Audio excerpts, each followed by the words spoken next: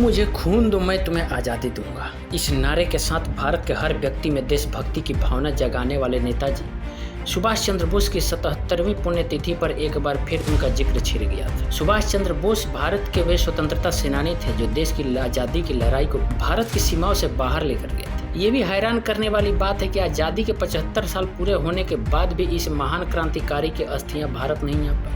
उनकी पुण्यतिथि पर उनकी बेटी अनीता बोस भाफ ने भारत सरकार से अपील की थी और कहा था कि अब समय आ गया है जब उनके अवशेषों को उनके मातृभूमि लेकर आ जाएं। साथ ही उन्होंने डीएनए टेस्टिंग की बात भी कही।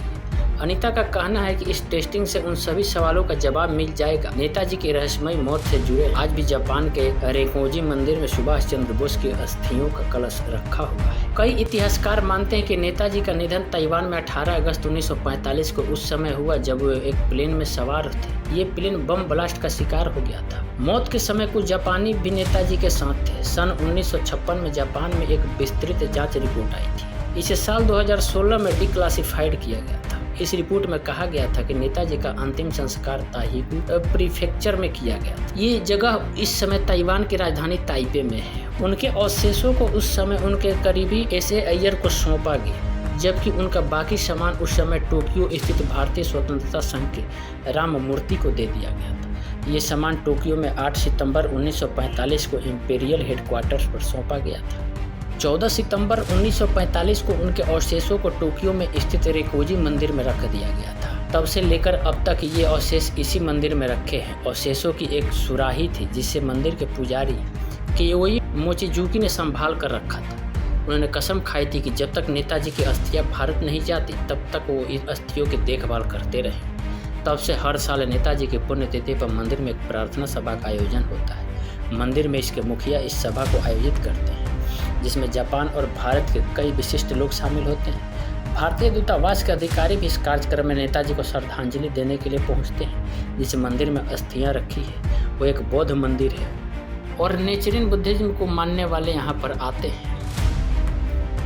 साल 2016 में जब भारत सरकार ने नेताजी से जुड़ी फाइल्स को सार्वजनिक किया तो यह बात सामने आई थी कि अस्थियों के रखरखाव के लिए भारत सरकार की तरफ से रकम अदा की जाती है। साल 1967 से 2005 तक भारत ने मंदिर को 52,66,278 रुपये दिए थे। ऐसा नहीं है कि कभी इन अस्थियों को भारत लाने के प्रयास नहीं किए गए। देश के पहले प्रधानमंत्री जवाहरलाल नेहरू ने सन 1950 के दशक में अवशेषों को हासिल करने की कोशिश की थी, लेकिन कहते हैं कि बोस के परिवार वालों ने उनकी मौत को स्वीकारने से इनकार कर दिया। ऐसे में नेहरू अवशेषों को भारत नहीं ला सके। इसके बाद जापान की सरकार ने भारत से कई बार इस बाबत संपर्क किया, मगर केंद्र सरकार की तरफ से कोई प्रतिक्रिया नहीं मिली।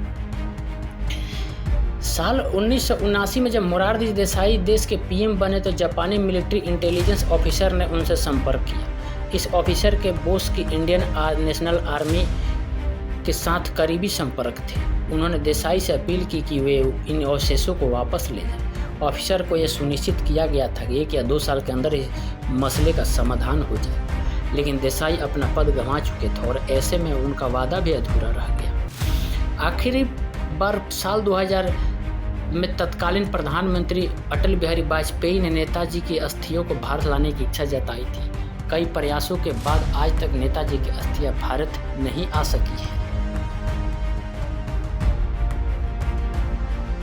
चैनल को सब्सक्राइब नहीं किए हैं तो सब्सक्राइब कर लें ताकि हर वीडियो की नोटिफिकेशन आपको मिलती रहे।